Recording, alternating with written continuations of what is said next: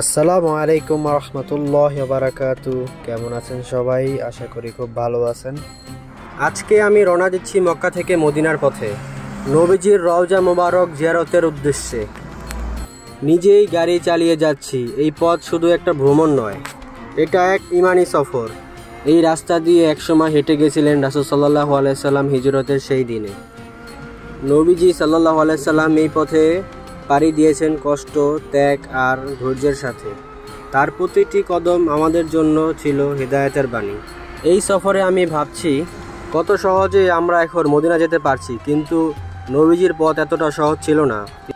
আর আমাদের প্রিয় নবী হযরত মুহাম্মদ সাল্লাল্লাহু আলাইহি সাল্লাম, তিনি কতই না কষ্ট করে মদিনা গিয়েছিলেন হেঁটে হেঁটে। কত বিপদ আপদ রাস্তায় পড়েছিল এবং মানুষের ভালোবাসা পেয়েছেন, অনেক কষ্টও পেয়েছেন। আমাদের প্রিয় নবী, তিনি মাটিতে বসে খেতেন, নিজের জুতা নিজেই সেলাই করতেন এবং সাহাবাদের মতো সাধারণভাবে থাকতেন, অথচ তিনি ছিলেন সকল নবীর সর্দার। তায়েফের ঘটনা। তায়েফ নবীজি দাওয়াত দিতে গিয়েছিলেন, কিন্তু লোকেরা তাকে পাথর ছুঁড়ে মারল, অপমান করল, রক্তে ভিজে গিয়েছিল তার জুতা। তবুও তিনি তাদেরকে বরদোয়া করেননি। বলেছিলেন, হে আল্লাহ, এরা জানে না, তাই মাফ করে দাও। এটা ছিল ক্ষমা ও সহনশীলতার চূড়ান্ত উদাহরণ। মক্কা বিজয়ের দিন তিনি প্রতিশোধ নেননি। যারা তাকে তাড়িয়ে দিয়েছিল, হত্যার ষড়যন্ত্র করেছিল, তাদের তিনি ঘোষণা দিলেন, আজ তোমাদের প্রতি কোনো অভিযোগ নেই, তোমরা মুক্ত। এটা ছিল সর্বোচ্চ ক্ষমতাশীলতার নিদর্শন।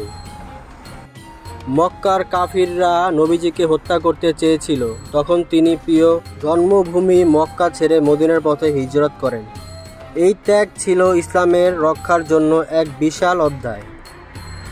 মদিনার উঁচু উঁচু পাহাড়গুলো শুধু প্রকৃতির সৌন্দর্য না, এগুলোর প্রতিটি পাথর, প্রতিটি ঢেউ ইতিহাসের নীরব সাক্ষী।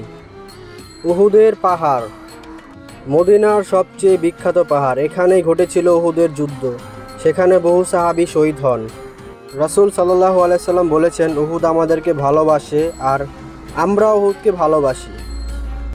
এই পাহাড় যেন আজও সেই যুদ্ধের গর্জন বহন করে। আল্লাহ আমাকে এখানে আসার তৌফিক দান করেছেন। আমি আল্লাহর দরবারে লাখো কোটি শুকরিয়া আদায় করি এবং আপনাদের জন্য দোয়া করি, আপনাদেরকেও আল্লাহ কবুল করুক। সবাই জানি নবীজির রওজা মোবারক জিয়ারত করতে পারেন। এবং যারা এতক্ষণ ভিডিওটা ধৈর্য ধরে দেখেছেন, সকলকে অসংখ্য ধন্যবাদ। আমার জন্য দোয়া করবেন, আমিও আপনাদের জন্য দোয়া করি।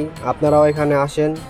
আল্লাহ সবাইকে কবুল করুক, সবাইকে নবীজির রওজা মোবারক দেখার তৌফিক দান করুক এবং পবিত্র কাবা তাওয়াফ করার তৌফিক দান করুক।